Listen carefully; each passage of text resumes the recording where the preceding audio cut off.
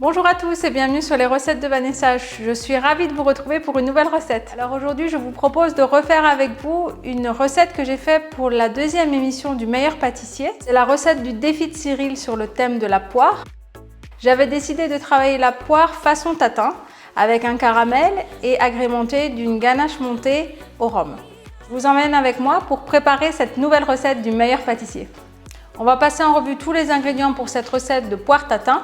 Donc il nous faudra 600 g de poire, j'ai pris des poires Williams, 35 g de beurre, 40 g de miel d'acacia, 90 g de sucre en poudre, 45 g de crème liquide à 30% de matière grasse, de la vanille en poudre, une demi-fève de tonka, de la fleur de sel et 4 g de gélatine en feuilles. Nous allons commencer par préparer les poires façon tatin. On va mettre dans notre casserole le miel avec le beurre. Et on va laisser fondre le mélange tranquillement et on rajoutera ensuite les dés de poire. Le mélange a fondu, on va rajouter maintenant les poires. On va ensuite râper la demi-fève de tonka. Si vous n'aimez pas la fève de tonka, il n'y a pas de souci, vous pouvez mettre une gousse de vanille grattée. Et on va laisser compoter le mélange environ 5 minutes. Il faut que les poires restent bien fondantes. Ensuite, on va les réserver et on va préparer en attendant le caramel. Pour le caramel, c'est simple, on va verser le sucre dans une casserole et on va laisser fondre tranquillement jusqu'à ce qu'il devienne bien ambré. En parallèle, j'ai fait chauffer la crème dans une petite casserole et maintenant on va la verser en 3 fois sur le caramel. Et on va continuer la cuisson à feu moyen pendant 2 à 3 minutes. On rajoute ensuite les feuilles de gélatine que l'on a préalablement réhydratées, on mélange bien et on va rajouter les dés de poire dans le caramel en évitant de mettre trop de jus. Et on enrobe bien les poires de caramel. J'ai récupéré mes moules. Donc pour cette recette, j'utilise des moules en silicone en forme de finger. Et donc on va simplement les remplir. À l'aide d'une petite cuillère, on va remplir les cavités des moules avec le mélange poire tatin. Et on va remplir les moules jusqu'à hauteur. Avec les quantités que je vous donne, vous pourrez faire 8 petits fingers. Donc là, j'ai rempli les moules et là, on va les mettre au congélateur au moins une nuit pour qu'ils soient bien durs. En parallèle, on va déjà préparer la ganache au rhum et la pâte sucrée qu'on va étaler et pré-cuire. Je viens de vous donner tous les ingrédients, j'ai failli oublier de vous donner la pâte sucrée, donc je vais vous mettre le lien vers la vidéo pour que vous puissiez la préparer, puis qu'il nous faudra des fonds de tarte pour pouvoir déposer les petits inserts de poire tatin. Donc là, moi j'ai ma pâte sucrée qui est à température ambiante et on va l'étaler. J'ai mis des petits rouleaux de 2 mm pour que la pâte soit bien fine et puis on étale. Donc là, la pâte sucrée est prête. J'ai récupéré le petit emporte-pièce et on va détailler la pâte sucrée avec une fois qu'elle sera sortie du congélateur. Donc là, on la met 15 minutes au congélateur. J'ai récupéré la pâte du congélateur et maintenant, à l'aide de l'emporte-pièce, on va détailler 8 petits fonds de tarte pour pouvoir déposer nos petits fingers de poire tatin. Je vais également faire quelques petites décorations en pâte sucrée. Comme d'habitude, je vous mettrai toutes les informations sur le matériel que j'utilise dans la description de la vidéo, si vous souhaitez réutiliser le même matériel que moi. Donc là, on a notre plaque avec les petits fonds de tarte de pâte sucrée et les petites décos.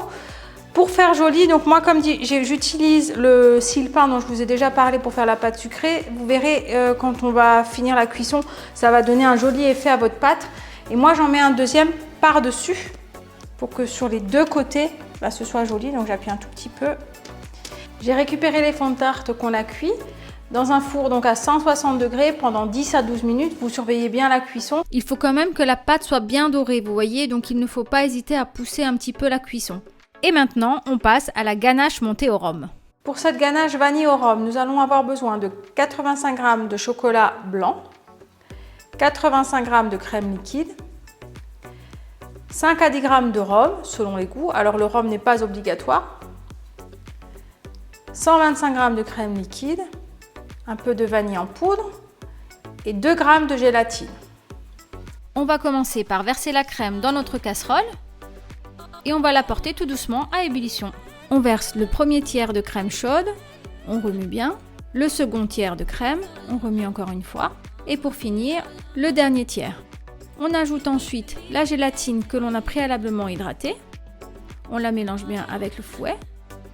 Le rhum, la vanille en poudre et pour finir, le reste de crème froide. On verse maintenant le mélange dans un récipient. On va filmer la crème au contact pour éviter qu'elle ne croûte. Et on va la mettre au réfrigérateur minimum 4 heures, au mieux une nuit. J'ai récupéré la ganache au rhum qu'on avait mis au frais, donc au moins 3-4 heures, au mieux une nuit. Et maintenant, on va la monter au batteur, en chantilly assez ferme pour que la crème se tienne bien.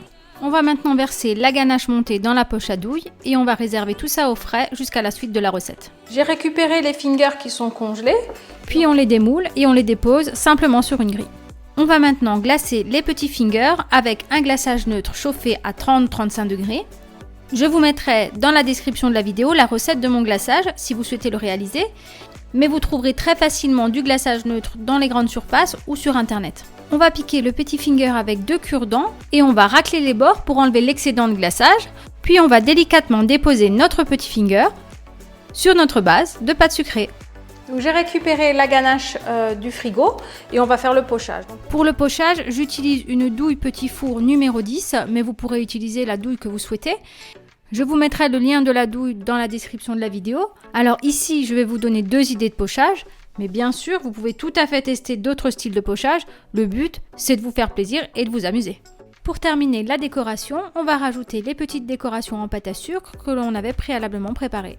Ça y est, le gâteau poire tatin que j'avais préparé pour la 2e semaine du concours est terminé, j'espère qu'il vous a plu. Comme d'habitude, je mettrai toutes les informations sur les quantités et le matériel utilisé dans la description de la vidéo. Vous pourrez également trouver la recette sur mon blog et les photos sur mon Instagram. En attendant, je vous dis à la semaine prochaine pour découvrir mon prochain gâteau du meilleur pâtissier.